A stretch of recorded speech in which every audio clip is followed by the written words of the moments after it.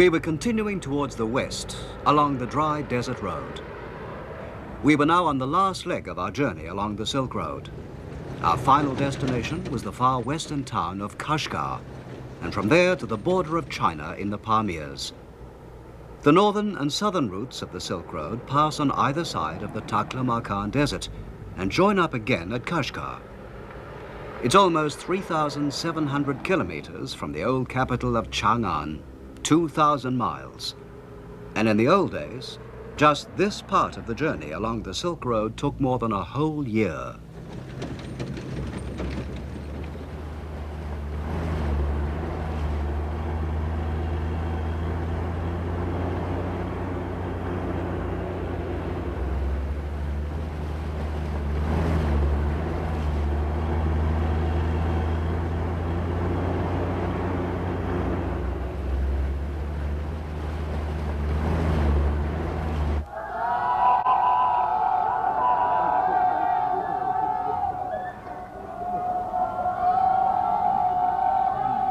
When we arrived in Kashgar, we found it was busy with preparations for a festival to mark the end of Ramadan, the Muslim month of fasting.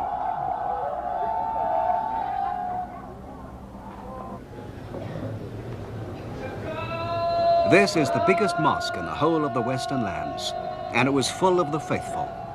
The so-called UYGHUR festival at the end of Ramadan is one of the most important in the Muslim year, and many people had come a long way to pray at the mosque.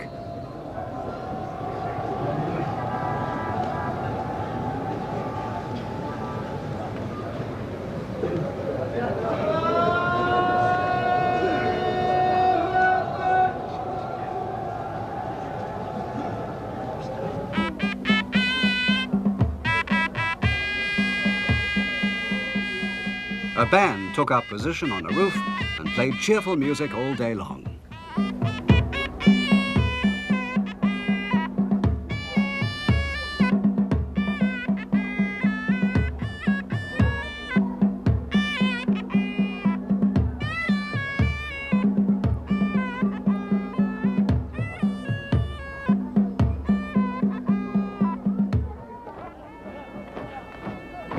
In the open space in front of the mosque, people began to dance. But they were only men, because here women don't go to the mosque, and married women aren't allowed to dance in public.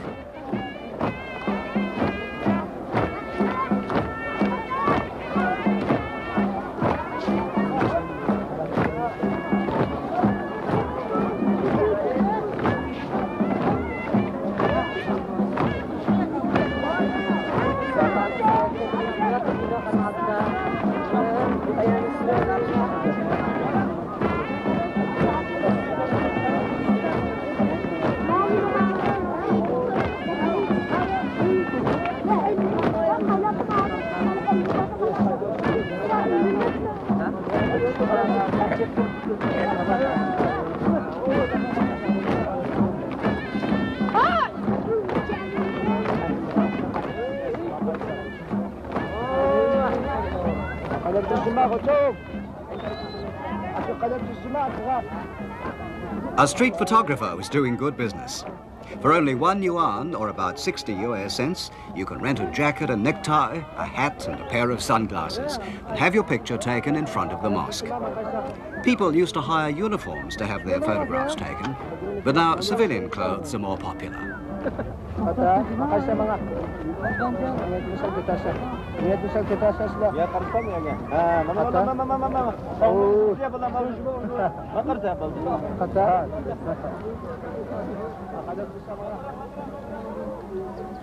The population of Kashgar is about 200,000, and most of them are Uyghurs. About 70% are Muslims. On that festival day, many people went on praying at intervals until dusk.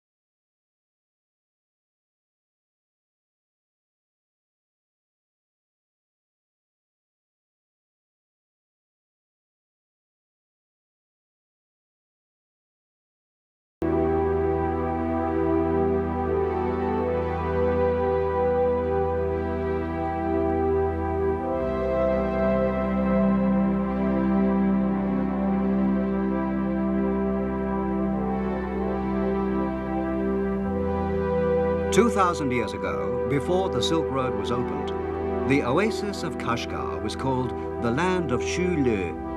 In the Han Dynasty Chronicles, it says that the population of Shule was more than 18,000, and that the country extended as far west as Dayueshi, Dayuan, and Kangju. Dayueshi is today's Samarkand, and the other places, also on the old Silk Road, are in modern Soviet Russia and Afghanistan. Kashgar has been for many years a sort of crossroads where people from the east and west mingle together.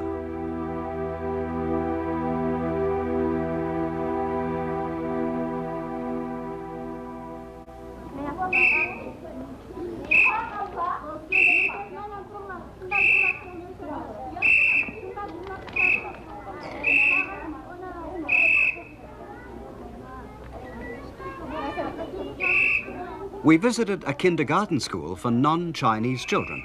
Here the children learn to read and write the UYGHUR language and simple counting. The boys begin sports and the girls a little housekeeping.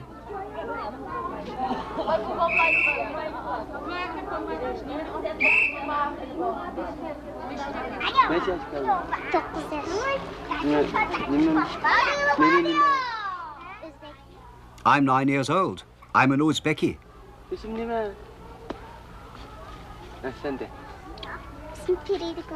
Piridiko. Ne yaş kaldı? 5 yaş. 5 yaş. He's 4. He's a Tajik.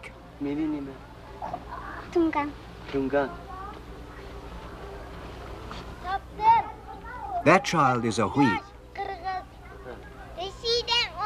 My name is Saptor, and I'm a Kyrgyz.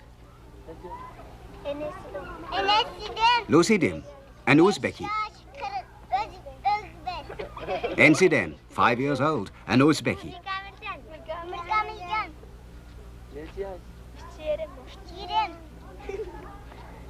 Migmijan, 3 years old, another Uzbeki.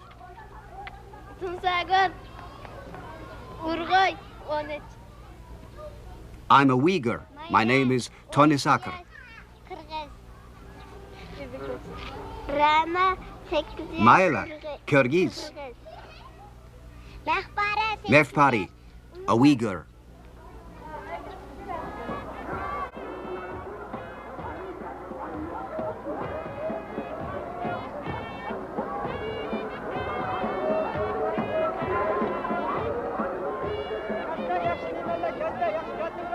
In the town, there are 3 permanent markets or bazaars. Small shops with a frontage of only 2 or 3 meters line the streets. And there are many open-air stalls. On Sundays, the whole town seems to be full of stalls. From the stores, which are selling things like vegetables, household goods and food, you can hear the voices of the shopkeepers. The bazaars of Kashgar have been famous for more than 2,000 years. The Han Dynasty Chronicles mentions them, and it seems that already at that time, the town was full of merchants both from the east and from the west. In one part of the town, you can find many craftsman stores, which are also workshops.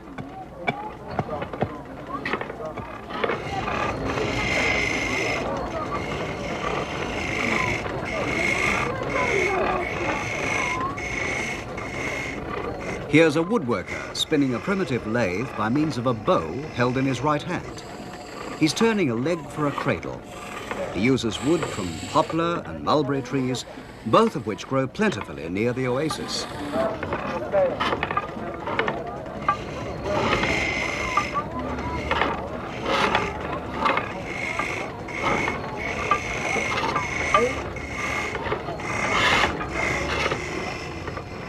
On display are some of his products, rolling pins and a hat rack.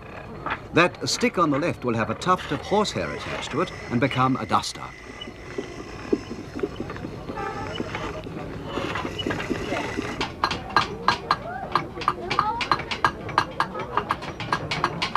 A metal worker is making a strong pot out of copper sheeting. But these days, aluminium is becoming more popular than copper.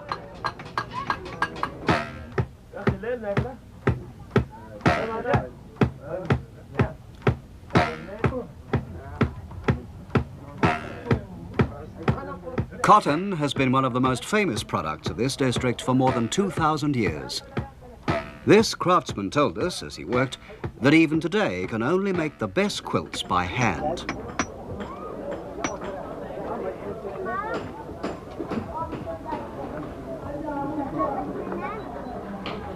The back alleys are always filled with strange sounds and smells. In this jewellery shop, they're working with gold and silver. The women of the Western lands all love jewellery and deck themselves with rings, necklaces and earrings. It's a tradition handed down from the days when they were all still nomads and had to wear their wealth on their bodies.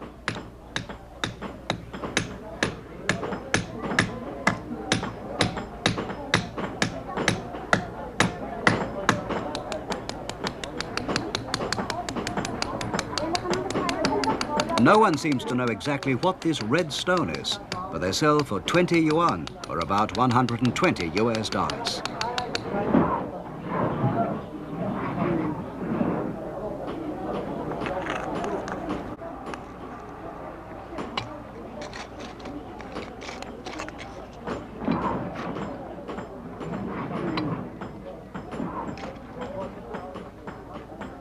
These earrings sell for about 50 yuan, or 300 US dollars a pair.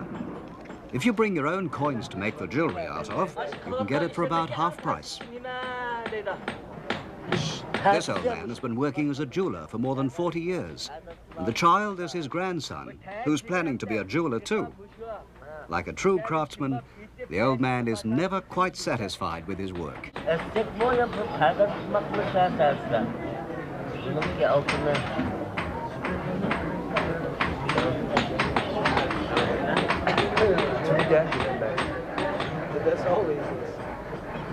This master craftsman makes musical instruments.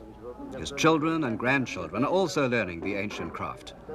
His grandson will be the 6th of his line to make instruments.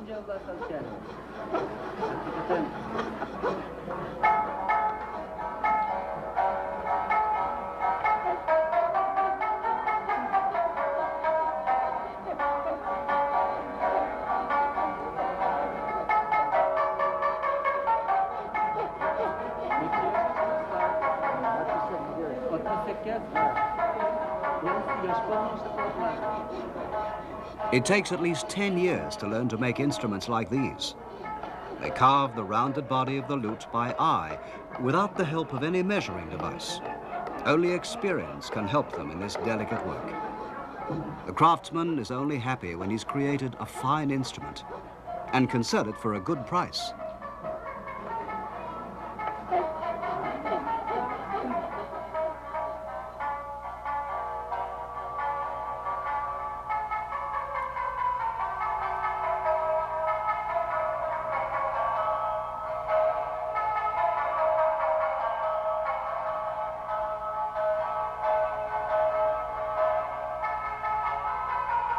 Marco Polo came to Kashgar during his travels, and he wrote, "The land of Kashgar is prosperous, and the people have everything they need for a comfortable life.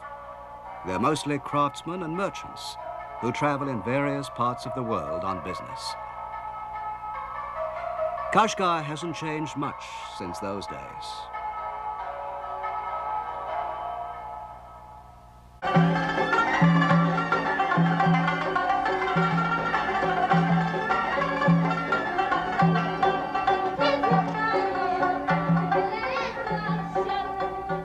A welcome party for the truck drivers was given under a pergola in the public park. They're singing an old song about the famous dark-eyed Kashgar girls, skilled at singing and dancing. They encourage the Pakistanis to dance too.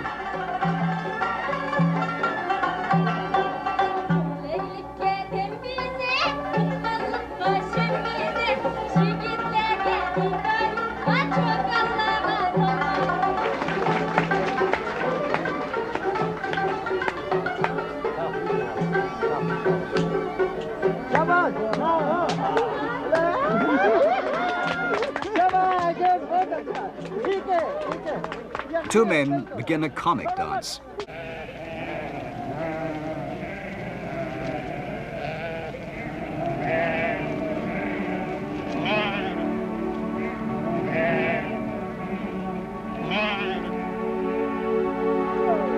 1300 years ago, a Chinese priest crossed the Pamirs just like the drivers had. His name was Xuanzang, and he was on his way home from India.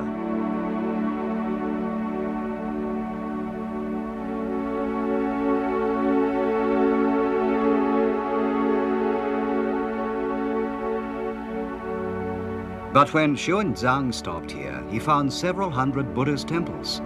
He wrote that all the people of this country were Buddhists.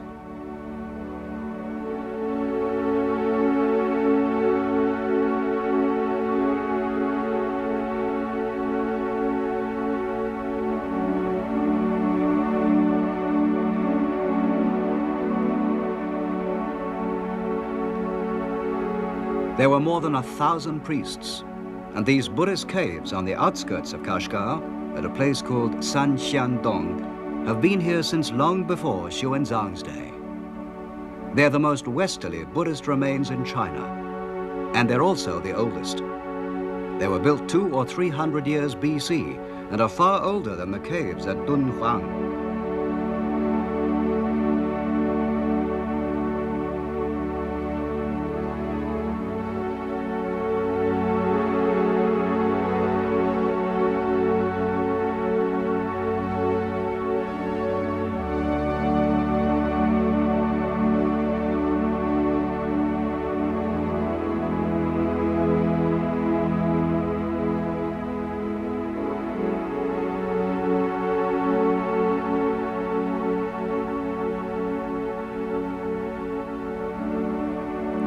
But all the murals and images inside have been destroyed, either by floods or by Muslim iconoclasts. And today there's almost nothing left to give us a hint of what the caves originally looked like. But it's certain that the Kashgar Buddhas provided comfort and strength for many people who had made the hard journey across the Pamirs.